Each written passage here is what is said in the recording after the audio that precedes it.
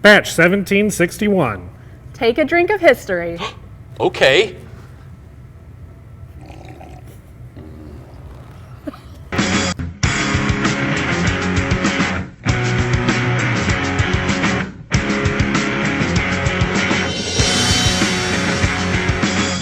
Hello, welcome back to the Confluence Tap Room. I'm Josh, the production manager, and I am flanked by...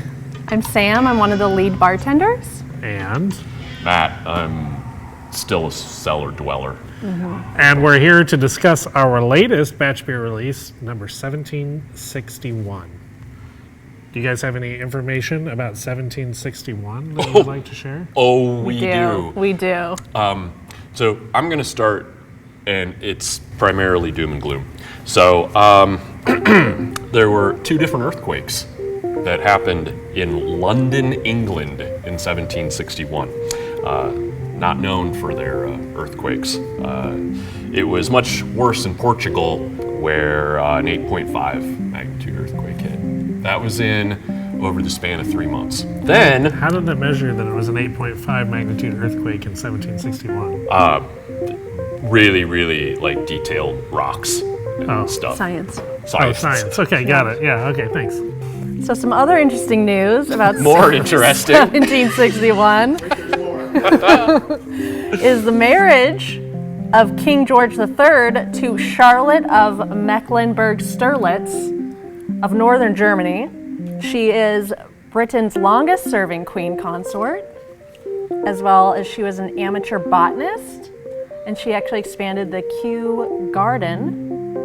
And this is probably my favorite fact about her, is she introduced the Christmas tree to Britain. That's all I have. And if you can't remember her, you remember her like this. It's Charlotte of Mecca. Yeah, well, when I asked if you guys had anything you wanted to say about 1761, I meant the beer. Oh, But, okay. you know, yeah. My bad. Yeah, well, after that Eurocentric history lesson, let's get into a beer. So I kind of wanted to talk about this one a little bit more than some of the last batch beers because we changed a little bit of our hop thinking process on this.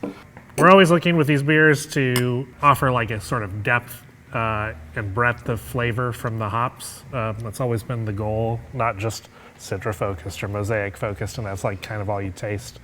But we've been getting into, speaking of science, we've been getting into hop survivability compounds, different chemical compositions within the hops that provide different flavors and aromas. Some of them last through boil and fermentation, which is like a pretty vigorous process. Some of them don't survive as well through the fermentation process.